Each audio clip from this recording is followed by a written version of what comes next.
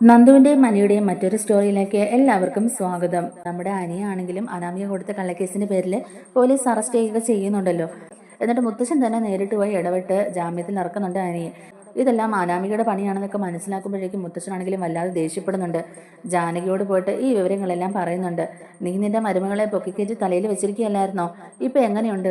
നിന്റെ മകനെ തന്നെ അവൾ സ്റ്റേഷനിലാക്കിയില്ലേ എന്നിങ്ങനെ ചോദിക്കുമ്പോഴേക്കും അതിന് കാരണം ഉണ്ടാക്കിയത് അവൻ തന്നെയല്ലെന്ന് പറയുകയാണ് ജാനകി.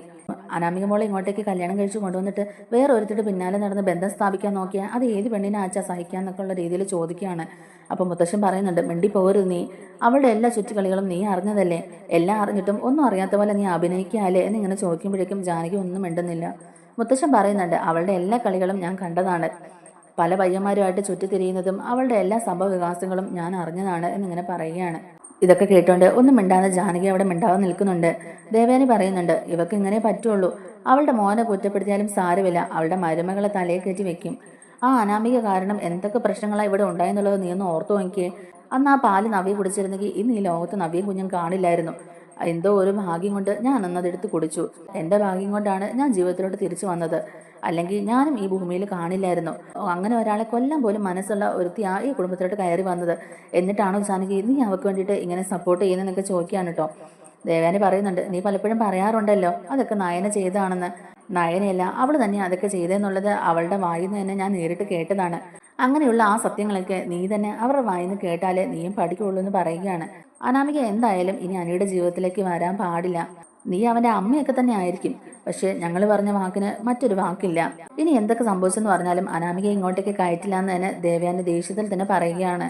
ജാനകി പറയുന്നുണ്ട്, അനാമികയെ തന്നെ ഇങ്ങോട്ടേക്ക് മരുമകളായിട്ട് പിന്നെയും കൂട്ടിക്കൊണ്ട് വരണമെന്ന് ഞാൻ പറയുന്നില്ല. അവൾ തെറ്റ് ചെയ്തു. അവളുടെയും അവളുടെ വീട്ടുകാരുടെ ഭാഗത്തുനിന്ന് തെറ്റുണ്ട്, അതൊക്കെ ഞാൻ സമ്മതിച്ചു. നമ്മളോട് ഒരുപാട് കള്ളത്തരങ്ങൾ പറഞ്ഞു, പല കള്ളത്തരങ്ങളും കാണിച്ചു. നമ്മളോട് അതൊക്കെ മറച്ചു വെക്കാനും അവർ ശ്രമിച്ചു. പക്ഷേ അതിന്റെ പേരിൽ നന്ദുവിനെ ഇങ്ങോട്ടേക്ക് കൊണ്ടുവരാമെന്ന് ആരും വിചാരിക്കേണ്ട. നവ്യ പറയുന്നുണ്ട്, ചെറിയമ്മ എന്തായാലും അക്കാര്യത്തിൽ കൂടുതൽ സംസാരിക്കാനൊന്നും നിൽക്കണ്ട.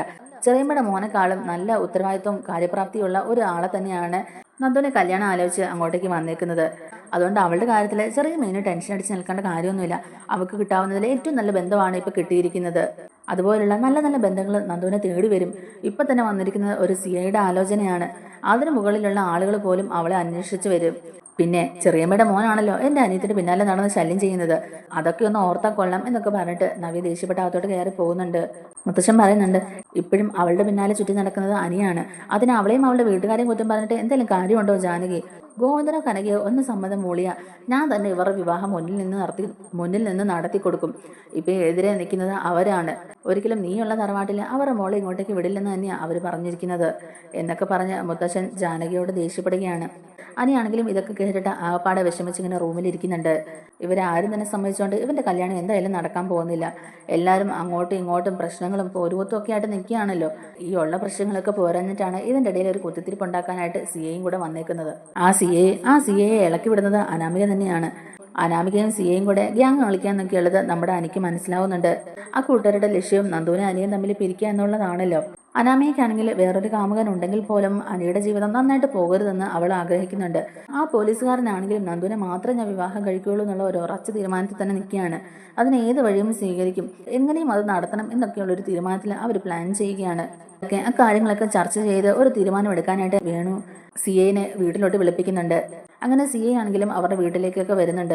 അനാമികയും വീണും രേവതിയൊക്കെ കൂടിയിട്ട് സിയയ്ക്ക് നല്ലൊരു വരവേൽപ്പൊക്കെ കൊടുക്കുന്നുണ്ട്. എന്നിട്ട് അനന്തപുരിയിലെ കാര്യങ്ങളൊക്കെ പറയുകയാണ് കേട്ടോ. അവിടെ ഒരു പട്ടാളച്ചിട്ട പോലെയാണ്, അവിടെ ഒരു രാജാവുണ്ട്. അങ്ങേരെ എതിർത്ത് ഒന്നും ചെയ്യാൻ പറ്റില്ല, അങ്ങേര് പറയുന്ന പോലെ അവിടെ നടക്കുകയുള്ളൂ. അങ്ങനെയാണ്, പെണ്ണുങ്ങൾക്ക് അവിടെ സ്വാതന്ത്ര്യമില്ല, ഒരു അഭിപ്രായം പറയാൻ പറ്റത്തില്ല, ഭയങ്കര ബുദ്ധിമുട്ടാണ് അവിടെ ജീവിക്കാൻ, ജയിലിൽ കഴിയുന്ന പോലെയൊക്കെ ആണെന്നൊക്കെയുള്ള രീതിയിലൊക്കെ ഇങ്ങനെ പറയുന്നുണ്ട്. കല്യാണത്തിന് ശേഷം ആരെയാണെങ്കിലും ഇതുപോലെ മറ്റൊരു പെൺകുട്ടിയുടെ പുറകെ നടക്കുന്നതുകൊണ്ട് ഞങ്ങളുടെ ജീവിതത്തിൽ ഒരു ഭാര്യ ഭർത്താവ് എന്നുള്ളൊരു ബന്ധമേ ഉണ്ടായിട്ടില്ല എന്നൊക്കെയുള്ള രീതിയിൽ ഇങ്ങനെ പറയുകയാണ് കേട്ടോ. നമ്മളെപ്പോലുള്ള സാധാരണക്കാർക്കൊന്നും അവിടെ പിടിച്ചു നിൽക്കാൻ പറ്റില്ല, എന്നാൽ അവിടുന്ന് മാറി താമസിക്കാനും നമുക്ക് പറ്റത്തില്ല. എല്ലാം ആ മുത്തശ്ശന്റെ കാൽ കീഴിലാണല്ലോ, അതുകൊണ്ട് അങ്ങനെ മാറി താമസിക്കാനും അവർ സമ്മതിക്കില്ല എന്നൊക്കെ പറയുകയാണ് അനാമിക. ഞങ്ങൾക്ക് മാത്രമല്ല, ആദർശിന്റെ താഴെ ഒരാളുണ്ട്, അഭിയേട്ടനും അവിടുന്ന് മാറി താമസിക്കണം എന്ന് തന്നെ ആഗ്രഹം. പക്ഷേ എന്നിട്ട് പോലും അവർക്ക് വേണ്ട സ്വത്തൊക്കെ വീതം വെച്ച് കൊടുക്കുകയോ ആ തറവാട് വീതം വെച്ച് എല്ലാവർക്കും കൊടുക്കാനുള്ളത് കൊടുക്കുകയോ ചെയ്യുകയില്ല. മൊത്തം ആദർശന്റെ കൈപ്പടിയിൽ ഒതുക്കിയിരിക്കുകയാണ്. ആദർശം നയനയുമാണ് ഈ കളികളെല്ലാം കളിക്കുന്നത്. മുത്തശ്ശനും മുത്തശ്ശിയും സമ്മതിച്ചാൽ പോലും അവർ രണ്ടുപേരും സമ്മതിക്കുകയില്ല. കാരണം എല്ലാം അവരടിച്ചു മാറ്റണമെന്നാണ് വിചാരിച്ചേക്കുന്നതെന്നൊക്കെ പറയുകയാണ് കേട്ടോ വീണു.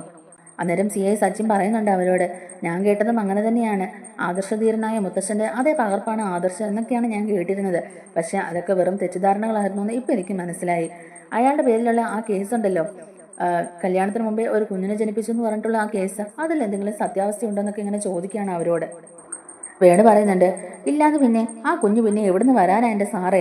എങ്ങോ കിടന്ന ഒരു കുഞ്ഞിനെ കൊണ്ടുവന്ന് തറവാട്ടിൽ താമസിപ്പിച്ചില്ലേ ആ കാരണവര്. അതിനകത്തൊക്കെ എന്തൊക്കെയോ കളികളുണ്ടെന്നേ, അതൊന്നും അവർ വ്യക്തമാക്കുന്നില്ല. എന്തായാലും അനഘ എന്ന് പറയുന്ന പെണ്ണ് ഇപ്പോഴും ജീവനോടെ ഉണ്ട്. ഒന്ന് സംസാരിക്കാനോ കയ്യും കാലും അനക്കാനോ പറ്റത്തില്ലെന്നേ ഉള്ളൂ. ഇനി എന്തെങ്കിലും അവളുടെ അസുഖമൊക്കെ മാറി അവൾ തിരിച്ചു വന്നിട്ടുണ്ടെങ്കിൽ അന്ന് ഈ നയനയുടെ കഥകളൊക്കെ തീരും. പിന്നെ 2 ഭാര്യമാരുമായിട്ട് അവന് ജീവിക്കേണ്ടി വരും എന്നൊക്കെ ഇങ്ങനെ വേണു പറഞ്ഞ് കളിയാക്കുകയാണ് ആദർശിനെ.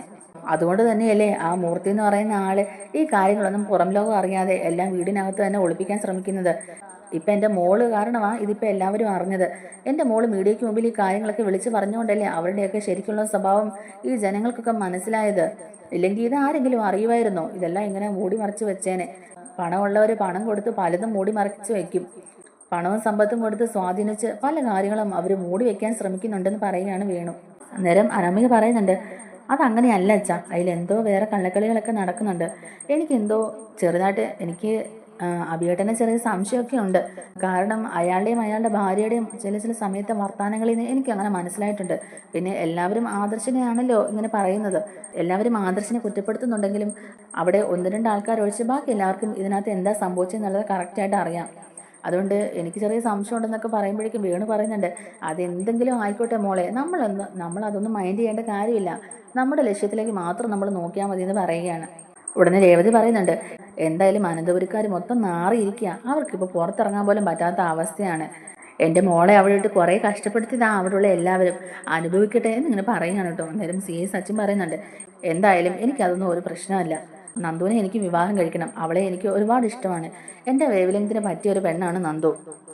അതിപ്പോൾ എൻ്റെ ഒരു വാശിയായിട്ട് മാറിയിരിക്കുകയാണ്. എല്ലാവരുടെ മുമ്പിൽ വെച്ച് അവൾ എന്നെ അപമാനിക്കുന്ന രീതിയിലാണ് സംസാരിക്കുന്നത്. അതുകൊണ്ട് തന്നെ അവളെ കല്യാണം കഴിച്ച അവരോട് എനിക്ക് പ്രതികാരം ചെയ്യണമെന്നൊക്കെ പറയുകയാണ് സി ഐ. അനാമിക പറയുന്നുണ്ട്, അതെന്തായാലും നന്നായി. അവനിട്ടൊരു പണി വേണം. ഞാൻ അവിടെ നിന്ന് ഇറങ്ങിയാലും എൻ്റെ സ്ഥാനത്തേക്ക് ഇവള് കയറി ചെല്ലരുതെന്ന് എനിക്ക് നല്ല ആഗ്രഹം ഉണ്ടായിരുന്നു. അതുകൊണ്ട് എത്രയും പെട്ടെന്ന് തന്നെ സാർ അവളെ വിവാഹം കഴിക്കണമെന്ന് പറഞ്ഞു കൊടുക്കുകയാണ് അനാമിക. എന്തായാലും അവനുമായിട്ട് ഞാൻ എന്തായാലും ഒത്തൊരുമിച്ച് മുന്നോട്ട് പോകില്ല. എനിക്ക് വേറെ നട്ടലുള്ള ആണൊരുത്തം ബോയ്ഫ്രണ്ട് ഉണ്ട്. അവൻ്റെ കൂടെ സുഖമായിട്ട് ജീവിക്കണമെന്നാണ് എൻ്റെ ആഗ്രഹം. എന്തായാലും അവിടുന്ന് കിട്ടാവുന്നതിൻ്റെ മാക്സിമം നഷ്ടപരിഹാരം മേടിച്ചിട്ടേ ഞാൻ അവനെ ഡിവോഴ്സ് ചെയ്യുള്ളൂ. ആ തറവാടിനകത്ത് നടക്കുന്ന കാര്യങ്ങളൊക്കെ പുറം ലോകത്തെ അറിയിച്ച് അവിടെ പ്രശ്നങ്ങളൊക്കെ ഉണ്ടായി ആ സ്വത്തൊക്കെ വീതം വെച്ചിട്ട് അതിലൊരു വീതം ഞങ്ങൾക്ക് കിട്ടാനുള്ളത് മേടിച്ചെടുക്കണം എന്നൊക്കെയായിരുന്നു ഞങ്ങളുടെ ആഗ്രഹം. എന്തായാലും അവിടെ വരെ പോയില്ല. ഇനി എന്തായാലും മാനനഷ്ടത്തിന്റെ പേരിലാണെങ്കിലും നഷ്ടപരിഹാരം മേടിച്ചെടുക്കണമെന്നാണ് ഇപ്പം ഞങ്ങൾ ആലോചിക്കുന്നതെന്ന് പറയുകയാണ് വേണു ഉടനെ വേണുവിൻ്റെ ഭാവം ന്യായീകരിച്ച് പറയുകയാണ് കേട്ടോ. ഞങ്ങൾ അത്ര വലിയ പണക്കാരൊന്നും അല്ല. അധികം സ്വത്ത് സമ്പാദ്യമൊന്നും ഞങ്ങളുടെ കൈവശം ഇല്ലെന്നുള്ളതൊക്കെ നേര് തന്നെയാണ്. എന്നാലും എൻ്റെ മോൾക്ക് ഒരു കുറവുമില്ലാതെയാണ് ഞങ്ങൾ അങ്ങോട്ടേക്ക് കെട്ടിച്ചു വിട്ടത്. പക്ഷെ ഞങ്ങൾക്ക് സ്വത്തൊക്കെ ഇച്ചിരി കുറവാണെന്നവർ മനസ്സിലാക്കിയപ്പോഴേ എൻ്റെ മോളെ ഓരോന്നൊക്കെ പറഞ്ഞവർ കുറ്റപ്പെടുത്താൻ തുടങ്ങി. അങ്ങനെയാ എൻ്റെ മോൾക്ക് അവിടെ ഉള്ളവരുടെ സ്വഭാവമൊക്കെ ശരിക്കും മനസ്സിലായത്. അങ്ങനെയാണ് പിന്നെ പ്രതികരിക്കാൻ തുടങ്ങിയത്. അങ്ങനെ പ്രതികരിച്ച് ഇപ്പം എൻ്റെ മോളെ കണ്ണെടുത്താൽ അവർക്ക് കണ്ടുകൂടാ. അതാ ഇതിനകത്തൊക്കെ സംഭവിച്ചത്. പിന്നെ അനി എന്ന് പറയുന്നവൻ ഏത് നേരം ആ നന്ദുവിൻ്റെ പിന്നാലെയാണല്ലോ. പിന്നെ എങ്ങനെ എൻ്റെ മോൾക്ക് അവിടെ പിടിച്ചു നിൽക്കാൻ പറ്റും? ആകെയുള്ള സപ്പോർട്ട് എൻ്റെ മോടെ അമ്മായിമ്മ മാത്രമാണ്. അവർക്കാണെങ്കിൽ അവിടെ ഒരു കാര്യം പറയാനുള്ള സ്വാതന്ത്ര്യവും ഇല്ല. എന്ത് പറഞ്ഞാലും അതൊക്കെ വെള്ളത്തിൽ വരച്ച വര പോലെ ആയിപ്പോകും. അതാ അവിടുത്തെ കളികളെന്നൊക്കെ പറഞ്ഞു കൊടുക്കുകയാണ് സി ഐ സച്ചിക്ക് വേണു. ഇതൊക്കെ കേട്ട് കഴിയുമ്പോഴേക്കും സി ഐ സച്ചി ചോദിക്കുന്നുണ്ട്, അപ്പോൾ ഒരു പടിക്ക് 2 പക്ഷി അല്ലേ? എന്തായാലും നിങ്ങൾ ഈ കളിയൊക്കെ കളിച്ചത് അവിടുത്തെ സ്വത്തൊക്കെ അടിച്ചു മാറ്റാൻ വേണ്ടിയിട്ട് തന്നെയല്ലേ? അങ്ങനെയാണ് എനിക്ക് മനസ്സിലായത്. അനിയുമായിട്ടുള്ള ബന്ധം ഉപേക്ഷിക്കണമെന്നുണ്ടെങ്കിൽ നല്ലൊരു നഷ്ടപരിഹാരം നിങ്ങൾ മേടിച്ചെടുക്കണം. അതിനു വേണ്ടിയിട്ടല്ലേ നിങ്ങൾ ഈ വളഞ്ഞ മാർഗങ്ങളൊക്കെ സ്വീകരിച്ചതെന്ന് ചോദിക്കാണ് കേട്ടോ. അന്നേരം വേണു പറയുന്നുണ്ട്, അതേനേ, എന്താ അതിലിപ്പോൾ ഇത്ര സംശയം? എൻ്റെ മോളുടെ ജീവിതം വെച്ചിട്ടല്ലേ അവരൊക്കെ കളിച്ചത്. അപ്പം പിന്നെ നല്ലൊരു തുക കോമ്പൻസേഷൻ മേടിക്കുന്നതുകൊണ്ട് എന്താ കുഴപ്പമെന്ന് ചോദിക്കുകയാണ്. അന്നേരം സി ഐ സജി ഒന്നും പറയുന്നില്ല, ഇങ്ങനെ മിണ്ടാതിരിക്കുന്നുണ്ട്. എൻ്റെ മോളുടെ സ്വഭാവം അവർ കുടുംബമായിട്ട് ഒത്തുപോകുകയില്ലെന്നുള്ളത് അവർക്കറിയാം.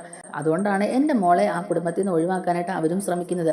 ഇത് അവരുടെയും കൂടെ ഒരു ആവശ്യമല്ലേ സാറേ? അപ്പോൾ പിന്നെ നമ്മളത് മുതലാക്കാൻ ശ്രമിക്കണ്ടേ? എന്തായാലും എൻ്റെ മോള് അവിടുത്തെ ചെറുക്കനുമായിട്ടുള്ള ബന്ധം ഒഴിയണമെന്നുണ്ടെങ്കിൽ നമ്മൾ ചോദിക്കുന്ന കോമ്പൻസേഷൻ തന്നെ അവർ തരാൻ തയ്യാറാകണം. ഇല്ലെങ്കിൽ എൻ്റെ മോൾ അവനെ ഡിവോഴ്സ് ചെയ്യുകയല്ല. ആ കിട്ടുന്ന കോമ്പൻസേഷൻ വെച്ചിട്ട് വേണം എൻ്റെ മോളുടെ ജീവിതം സേഫ് ആക്കാൻ. ആ കാശ് നമ്മുടെ കൈ കിട്ടിയാലേ അവർക്ക് ഡിവോഴ്സ് കൊടുക്കുകയുള്ളൂ. ആ ഒരു വഴി മാത്രമേ അവർക്ക് മുമ്പിലുള്ളൂ, അല്ലാതെ വേറെ വഴിയൊന്നും ഇല്ലല്ലോ എന്നൊക്കെ പറഞ്ഞിട്ട് കുറേ നേരം ഇങ്ങനെ പൊട്ടിച്ചിരിക്കുന്നുണ്ട് വേണു. സി ഐ സച്ചിൻ പറയുന്നുണ്ട്, അതൊക്കെ നിങ്ങളുടെ കാര്യം, എൻ്റെ ആവശ്യം അതല്ല. അതൊക്കെ നിങ്ങളുടെ കാര്യം, നിങ്ങൾ എന്ത് വേണമെങ്കിലും ചെയ്തോ. നന്ദുവിനെ എനിക്ക് വിവാഹം കഴിക്കണം, അതാണ് എൻ്റെ ലക്ഷ്യം. നന്ദുവിൻ്റെ മനസ്സിൽ ഇപ്പോഴും അനിയുണ്ട്. ആ അനി എന്ന് പറയുന്നത് ഇപ്പോഴും നന്ദുവിൻ്റെ പിന്നാലെ നടന്ന് ശല്യം ചെയ്യുന്നുണ്ട്. നേരത്തേക്ക് അനാമിക പറയുന്നുണ്ട്, അത് CSRന് തെറ്റി. അനി മാത്രമല്ല, നന്ദുവിനും അങ്ങനെ തന്നെയാണ്. നന്ദുവിന് അനിയൻ ജീവനാണ്. രണ്ടുപേരുടെ മനസ്സിലും നല്ല സ്നേഹമുണ്ട്. അതുകൊണ്ട് അവളെ വിവാഹം കഴിക്കണോ വേണ്ടയോ എന്ന് CSR ഒന്നും കൂടെ ഒന്ന് ആലോചിക്കുന്നത് നല്ലതാണെന്ന് പറയുകയാണ്.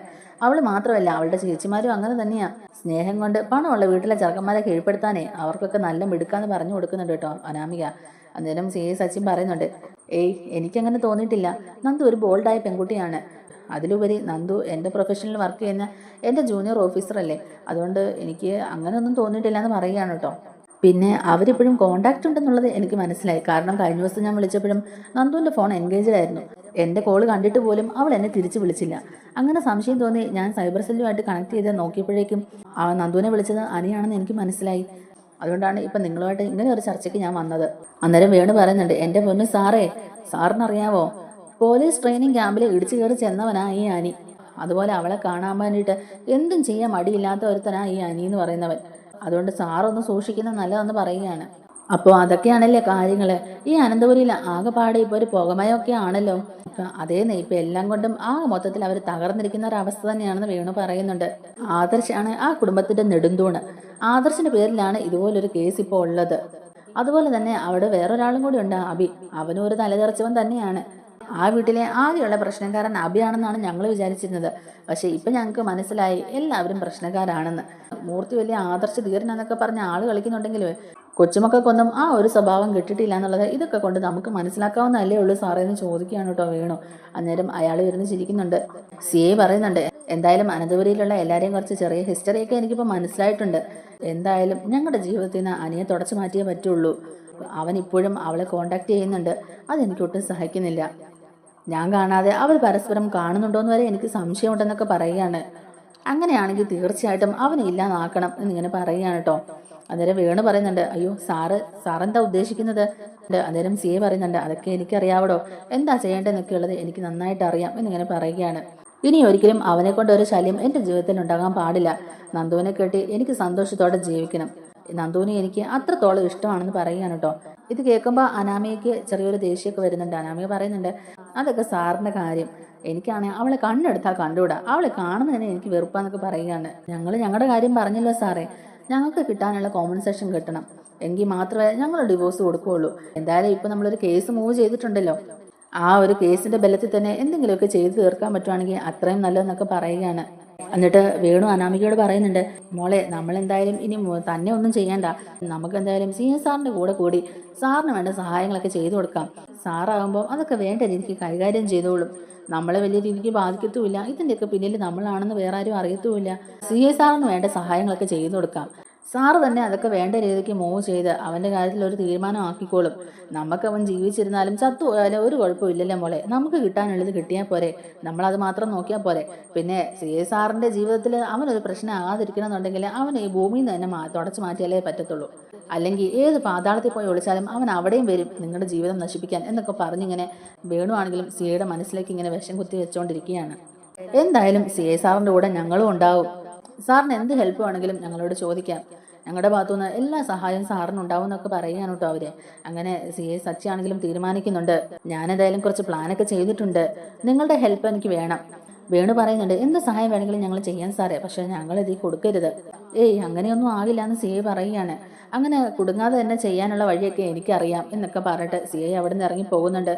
അങ്ങനെ CA അവിടുന്ന് പോയതിനു ശേഷം അനാമിക വേണുവിനോട് പറയുന്നുണ്ട്, അച്ഛാ നമ്മളൊന്ന് കരുതിയിരിക്കുന്നത് നല്ലതാ. ഇറങ്ങിപ്പോയത് ഒരു പോലീസുകാരന്. അയാളുടെ ആവശ്യവും അനിയെ ഇല്ലാതാക്കുക എന്നുള്ളത് തന്നെയാണ്. അതുകൊണ്ട് അയാളുടെ പോലീസ് ബുദ്ധിയിൽ എന്തെങ്കിലും ചെയ്തിട്ടെ അതൊക്കെ അവസാനം നമ്മുടെ തലയിലോട്ട് വരരുത്. നമുക്ക് അനിയോടുള്ള ദേഷ്യം തീർക്കാനായിട്ട് നമ്മൾ തന്നെ അവരെ ഇല്ലാതാക്കാൻ ശ്രമിച്ചാണെന്ന് പിന്നെ അവസാനം വേണമെങ്കിൽ ഇയാൾ വരുത്തി തീർക്കും. അതുകൊണ്ട് നമ്മളും കുറച്ചൊക്കെ നോക്കിയും കണ്ടും വേണം നിൽക്കാൻ എന്നൊക്കെ പറയുകയാണ് കേട്ടോ അനാമിക. അന്നേരം വേണു പറയുന്നുണ്ട്, അങ്ങനെയൊന്നും അയാളൊന്നും ചെയ്യില്ല മോളിത് കണ്ടോ എന്നും പറഞ്ഞിട്ട് കാണിച്ചു കൊടുക്കുകയാണ് കേട്ടോ. ഇത്രയും നാളും അയാൾ പറഞ്ഞത് മുഴുവൻ ഞാൻ റെക്കോർഡ് ചെയ്ത് വെച്ചിട്ടുണ്ട്, വീഡിയോ സഹിതം. അതുകൊണ്ട് ഇനി അയാൾക്ക് രക്ഷപ്പെടാനൊന്നും പറ്റത്തില്ല. നമ്മളെ കുടുക്കിയിട്ട് അയാൾ മാത്രം അങ്ങനെ രക്ഷപ്പെടാൻ പറ്റത്തില്ല. നമുക്ക് വേണ്ടിയിട്ടുള്ള എല്ലാ സഹായങ്ങളും അയാൾ ചെയ്തേ പറ്റത്തുള്ളൂ. അയാൾ വലിയ പോലീസ് ഓഫീസറൊക്കെ ആയിരിക്കും, പക്ഷെ നമ്മളുടെ കയ്യിലും അയാൾക്കെതിരെയുള്ള തെളിവുണ്ടല്ലോ.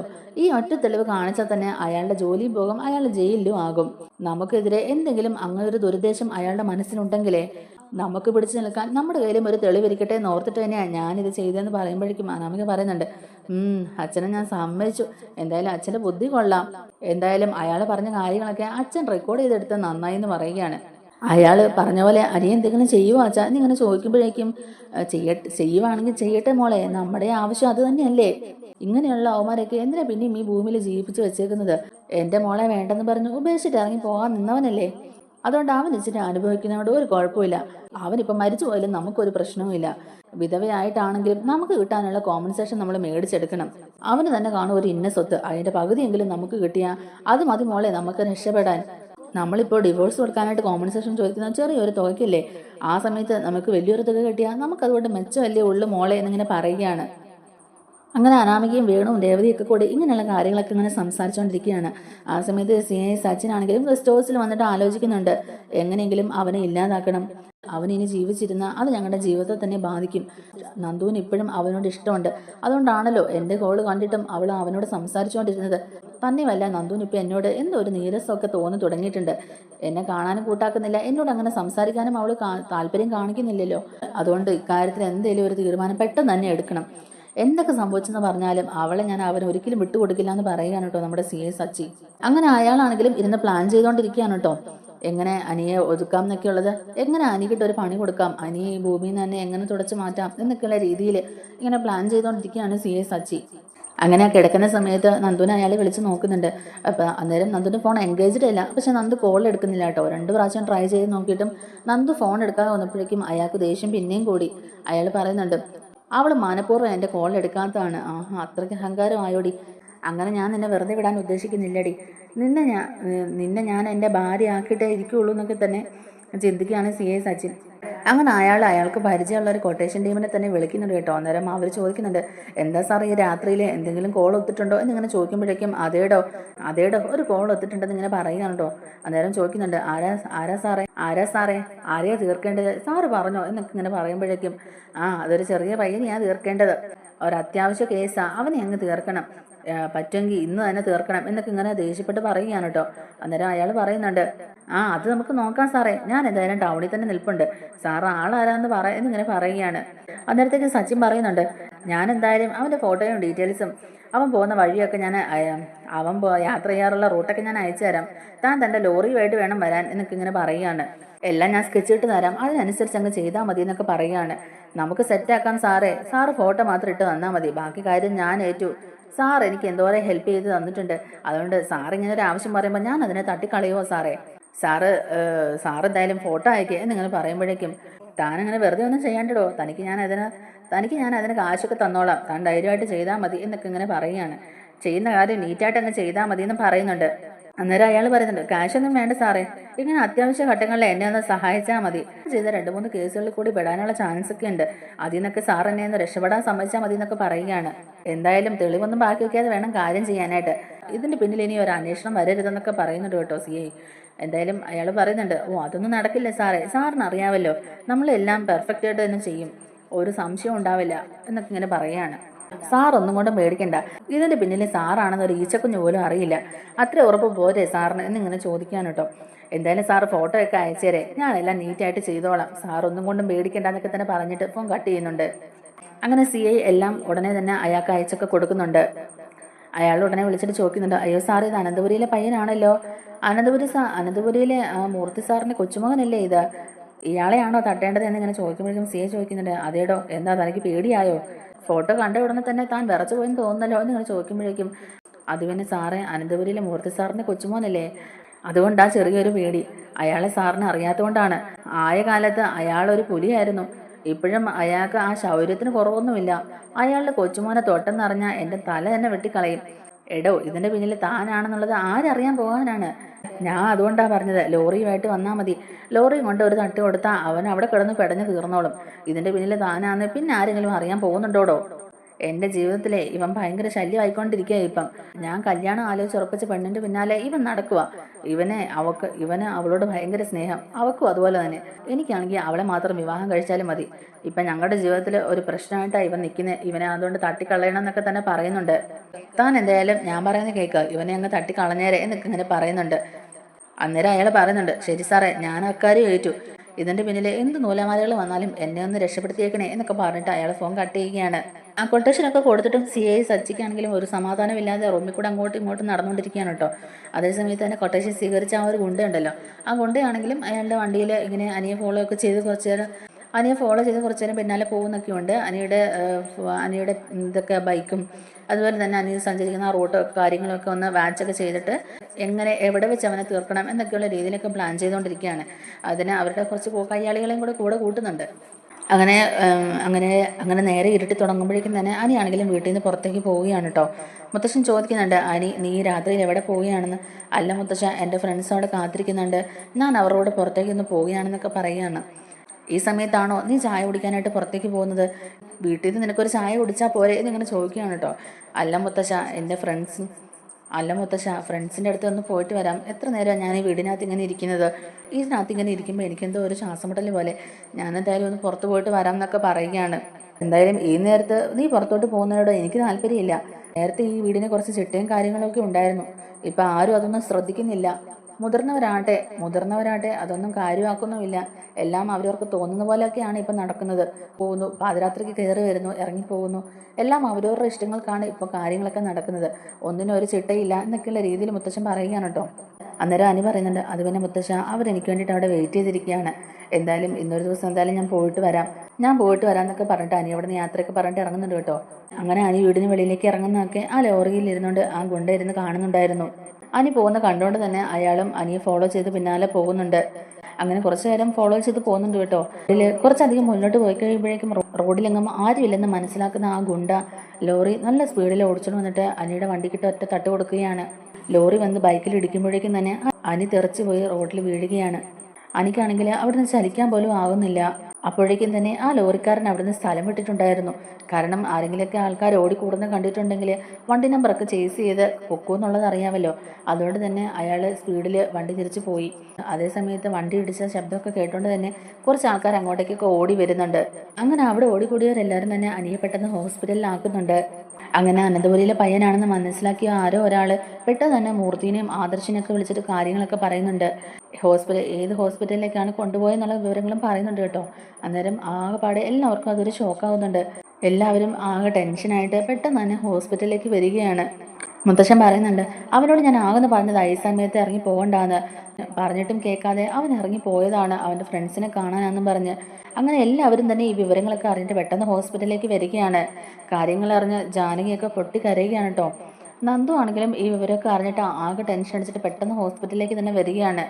അങ്ങനെ ഹോസ്പിറ്റലിലേക്ക് ചെല്ലുമ്പോഴേക്കും തന്നെ അനിയുടെ സിറ്റുവേഷൻ ഇച്ചിരി മോശമാണെന്നും അവന് സീരിയസ് ആയിട്ട് ICUലാണെന്നൊക്കെ ഉള്ളത് അറിയുന്നുണ്ട്.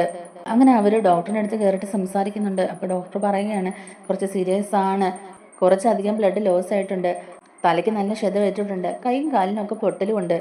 അതുകൊണ്ട് എന്തായാലും ഇപ്പോൾ ഒബ്സർവേഷനിലാണ്, കുറച്ച് സമയം കഴിഞ്ഞിട്ടേ എന്തെങ്കിലും പറയാൻ പറ്റുള്ളൂ എന്നൊക്കെ പറയുമ്പോഴും ഇത് കേൾക്കുമ്പോഴേക്കും അവർക്ക് ഭയങ്കര സങ്കടം വരുന്നുണ്ട്. അങ്ങനെ എല്ലാവരും എനിക്ക് ഈ ഒരു ആക്സിഡൻറ്റ് സംഭവിച്ച് ഓർത്തിട്ട് ഭയങ്കര വിഷമത്തിലിരിക്കുകയാണ് കേട്ടോ. എല്ലാവരും ഇങ്ങനെ വിഷമിച്ചിരിക്കുന്നത് കാണുമ്പോഴേക്കും ആദർശ് പറയുന്നുണ്ട്, നിങ്ങളിങ്ങനെ വിഷമിക്കേണ്ട, ഈശ്വരൻ എന്തായാലും നമ്മുടെ കൂടെയുണ്ട്, എല്ലാവരും ഇവിടെ ഉണ്ടല്ലോ, നമ്മുടെ എനിക്കൊന്നും സംഭവിക്കുകയില്ല, അവനൊരു കുഴപ്പമില്ലാന്ന് തിരികെ വരും എന്നൊക്കെ തന്നെ പറയുന്നുണ്ട്. ആ സമയത്ത് തന്നെ ഡോക്ടർ അങ്ങോട്ടേക്ക് വന്നിട്ട് പറയുന്നുണ്ട്, തല കേട്ടിട്ടുള്ള മുറിവ് നേഴ്സിനെയൊക്കെ ബാധിച്ചു എന്നറിയാനായിട്ട് പെട്ടെന്ന് തന്നെ എമർജൻസി ആയിട്ട് ഒരു ഓപ്പറേഷൻ ചെയ്യണം, എത്രയും പെട്ടെന്ന് ബ്ലഡൊക്കെ സംഘടിപ്പിക്കണം എന്നൊക്കെ പറയാൻ കേട്ടോ. അതും കൂടെ കേൾക്കുമ്പോഴേക്കും അവരാകെ അങ്ങ് തളർന്നു പോകുന്ന പോലെ ആവുന്നുണ്ട്. എനിക്ക് ആക്സിഡന്റ് ആയിട്ട് ഹോസ്പിറ്റലിലേക്ക് കൊണ്ടുവരുന്ന സമയത്ത് തന്നെ പോലീസ് സ്റ്റേഷനിലും വിവരമൊക്കെ അറിയിച്ചിട്ടുണ്ട് കേട്ടോ. നന്ദുവിനാണെങ്കിലും ഇതൊട്ടും തന്നെ സഹിക്കാൻ പറ്റുന്നില്ല കേട്ടോ. ജീവനെ പോലെ കരുതിയതാണ് അനിയെ. എനിക്ക് ഇങ്ങനെ ഒരു അവസ്ഥ, എനിക്ക് ഇങ്ങനെ ഒരു ആക്സിഡന്റ് ഉണ്ടായതിൽ നന്ദുവിനാണ് ഭയങ്കര വിഷമം. നന്ദു ആണെങ്കിലും ഇരുന്ന് പൊട്ടി കരയുന്നുണ്ട്. ഈ ഒരു സമയത്ത് തന്നെ CI സച്ചിനെ വിളിച്ചിട്ട് ആ ഗുണ്ട പറയുന്നുണ്ട്, സാറേ കാര്യങ്ങളൊക്കെ കഴിഞ്ഞു, അവനെ തട്ടിയിട്ടിട്ട് ഞാൻ എത്രയും പെട്ടെന്ന് തന്നെ അവിടെ നിന്ന് കടന്നു കളഞ്ഞു. അതുപോലെ അവിടെ ഓടിക്കൂടിയ ആൾക്കാരൊക്കെ അവനെ ഹോസ്പിറ്റലിൽ എത്തിച്ചിട്ടുണ്ട്. അവൻ്റെ കാര്യം എന്തായെന്നുള്ളത് എനിക്ക് അറിയില്ല. എന്തായാലും അവൻ തട്ടിപ്പോയില്ലേ എന്നുള്ളതിനെ കുറിച്ചൊന്നും എനിക്കറിയില്ല സാറേ, ഹോസ്പിറ്റലിലുണ്ടെന്ന് ഇങ്ങനെ പറയാൻ കേട്ടോ. ഞാൻ അറിഞ്ഞൂടോ, അവനെ ഹോസ്പിറ്റലിലേക്ക് കൊണ്ടുപോകുന്ന സമയത്ത് സ്റ്റേഷനിലേക്ക് വിളിച്ച് അറിയിച്ചിട്ടുണ്ടായിരുന്നു.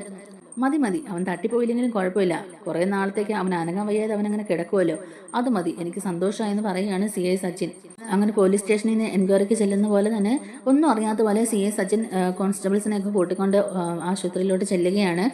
ആദർശും ജയനും അജയനും എല്ലാവരും തന്നെ അവിടെ ഇങ്ങനെ കൂടി നിൽക്കുകയാണ്. ഡോക്ടറാണെങ്കിലും പറഞ്ഞത് ഓപ്പറേഷൻ എത്രയും പെട്ടെന്ന് തന്നെ നടത്തണം, ഇന്റേണൽ ബ്ലീഡിങ് എന്തെങ്കിലും ഉണ്ടോ എന്നുള്ളത് അറിയില്ല, അതുകൊണ്ട് ഓപ്പറേഷൻ കഴിഞ്ഞാലേ എന്തെങ്കിലും പറയാൻ പറ്റുള്ളൂ എന്നൊക്കെ തന്നെ പറഞ്ഞുകൊണ്ടിരിക്കുകയാണ്. ആ സമയത്ത് തന്നെയാണ് ഇങ്ങോട്ടേക്ക് സി എ സച്ചിൻ ഒന്നും അറിയാത്ത പോലെ വരുന്നതും. അങ്ങനെ നന്ദുവിനെ അവിടെ കാണുമ്പോഴേക്കും തന്നെ സി എ സച്ചിക്കങ്ങ് ഇളകുന്നുണ്ട് കേട്ടോ. ഞാൻ കല്യാണം കഴിക്കാൻ പോകുന്ന പെണ്ണാ അവള്, എന്നിട്ട് അവൾ ഇവിടെ വന്ന് അവനെ ഓർത്ത് കരഞ്ഞുകൊണ്ടിരിക്കുന്നു എന്നിങ്ങനെ പറയുകയാണ് മനസ്സിൽ. കല്യാണം ഒന്ന് കഴിഞ്ഞോട്ടെ ഇവക്കിട്ട് ഞാൻ കൊടുത്തോളാം എന്നൊക്കെ ഇങ്ങനെ പറയുകയാണ് സി ഐ. ഞാൻ ആരാണെന്ന് ഞാൻ നിന്നെ കാണിച്ചു തരാവടി എന്നൊക്കെ മനസ്സിലിങ്ങനെ ചിന്തിച്ചുകൊണ്ട് തന്നെ അങ്ങോട്ടേക്ക് കയറി ചെല്ലുന്നുണ്ട്. എന്നിട്ട് സി ഐ അങ്ങോട്ടേക്ക് ചെന്നിട്ട് പറയുന്നുണ്ട്, സംഭവം ഞാൻ ഇപ്പോഴാണ് അറിഞ്ഞത്, സ്റ്റേഷനിലേക്ക് കോള് വന്നിരുന്നു, എന്തായാലും അറിഞ്ഞ പാടെ ഞാൻ ഇങ്ങോട്ടേക്ക് വന്നു. എന്താ സംഭവിച്ചത്? ഏത് വണ്ടിയാണ് ഇടിച്ചത്? ഏതായാലും അവനെ എൻ്റെ കൈ കിട്ടിയാൽ ഇടിച്ച് അവൻ്റെ ചാറ് ഞാൻ പിഴിഞ്ഞെടുക്കും എന്നൊക്കെ ഇങ്ങനെ പറയുകയാണ് കേട്ടോ. അതൊന്നും അറിയില്ല സാറേ, അവിടെ ഓടിക്കൂടിയ ആൾക്കാരാണ് അനിയെ ഹോസ്പിറ്റലിൽ എത്തിച്ചത്. ആരാണ് ഇടിച്ചത്, എങ്ങനെ ഇടിച്ചതെന്നൊന്നും അറിയില്ല. ആദർശ് പറയുന്നുണ്ട്, ഒരുപാട് ബ്ലഡ് ലോസ് ചെയ്തിട്ടുണ്ട്, അതുപോലെ തലയ്ക്ക് ഏറ്റിട്ടുള്ള അടി, അതുപോലെ തലയ്ക്ക് നല്ല ക്ഷതം ഏറ്റിട്ടുണ്ട്, അതുകൊണ്ട് ഇന്റേണൽ ബ്ലീഡിങ് എന്തെങ്കിലും ഉണ്ടോ എന്ന് അറിയാനായിട്ട് എമർജൻസി ആയിട്ട് ഒരു ഓപ്പറേഷൻ ചെയ്യണമെന്നാണ് ഡോക്ടർ പറഞ്ഞേക്കുന്നത് എന്നിങ്ങനെ പറയാൻ കേട്ടോ. കേൾക്കുമ്പോഴേക്കും സി എസ് സച്ചിയുടെ മനസ്സിൽ നല്ലൊരു സന്തോഷമൊക്കെ തോന്നുന്നുണ്ട്. എന്തായാലും ഞങ്ങൾ അന്വേഷിക്കാം സാറേ, ഇത് ചെയ്ത ആരാണെങ്കിലും അവർ വെറുതെ വിടത്തില്ല എന്നൊക്കെ തന്നെ സി എസ് സച്ചിൻ പറയുന്നുണ്ട്. അങ്ങനെ അതൊക്കെ പറഞ്ഞിട്ട് സി എസ് സച്ചി അവിടെ നിന്ന് പോവുകയാണ് കേട്ടോ. പക്ഷേ നന്ദു അവിടെ നിൽക്കുന്ന കണ്ടിട്ട് അതിൻ്റെ ഒരു ചുരുക്കമൊക്കെ ഉണ്ട്. എന്നാലും അനി ഇങ്ങനെ ഒരു അവസ്ഥയിലാക്കേണ്ട ഒരു സന്തോഷം അയാളുടെ മുഖത്ത് കാണാനുണ്ട്. അത് തന്നെയല്ല ഈ വിവരങ്ങളൊക്കെ വിളിച്ചിട്ട് വേണുവിനോടും അനാമികയോടും ഒക്കെ പറയുന്നുണ്ട്.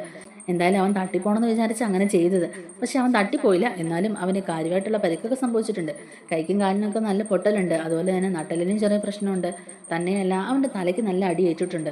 അവൻ്റെ തലയിൽ ഇന്റേണൽ ബ്ലീഡിങ് ഉണ്ടെന്നൊക്കെ അറിയാൻ വേണ്ടിയിട്ട് പെട്ടെന്ന് എമർജൻസി ആയിട്ട് ഒരു ഓപ്പറേഷനൊക്കെ ചെയ്യണമെന്നാണ് പറഞ്ഞേക്കുന്നത്. എന്തായാലും നമുക്ക് നോക്കാം. എന്തായാലും ഇതിൻ്റെ പിന്നിൽ പ്രവർത്തിച്ച ആരാന്ന് അവരാരും കണ്ടുപിടിക്കാൻ പോകുന്നില്ല എന്നൊക്കെ തന്നെ ഇങ്ങനെ നമ്മുടെ സി എസ് സച്ചി അവരോട് പറയുകയാണ് കേട്ടോ. ഇത് കേൾക്കുമ്പോൾ അവർക്ക് ഭയങ്കര സന്തോഷമാകുന്നുണ്ട്. അന്നേരം വേണുവിനും രേവതിക്കും അതുപോലെ അനാമികയ്ക്കൊക്കെ നല്ല ചിരിയാണ് കേട്ടോ വരുന്നത്. എന്തായാലും അവനത് വേണം എന്ന് തന്നെ അനാമിക പറയുകയാണ് കേട്ടോ. എന്നെ എത്രത്തോളം വിഷമിപ്പിച്ചതാണ് അവൻ ഇത് അനുഭവിക്കേണ്ടത് തന്നെയാന്നൊക്കെ പറഞ്ഞിട്ട് അവ ഇങ്ങനെ സന്തോഷിച്ചിരിക്കുകയാണ്. എന്തായാലും നമ്മുടെ മുത്തശ്ശൻ ആളെ വെറുതെ ഇരിക്കുമൊന്നുമില്ലല്ലോ. മുത്തശ്ശൻ ഇതിൻ്റെ പിന്നിൽ പ്രവർത്തിച്ച ആരാന്നുള്ളത് കണ്ടുപിടിക്കുക തന്നെ ചെയ്യും. അപ്പോൾ നമ്മുടെ ഈ വീഡിയോ ഇഷ്ടമായിട്ടുണ്ടെങ്കിൽ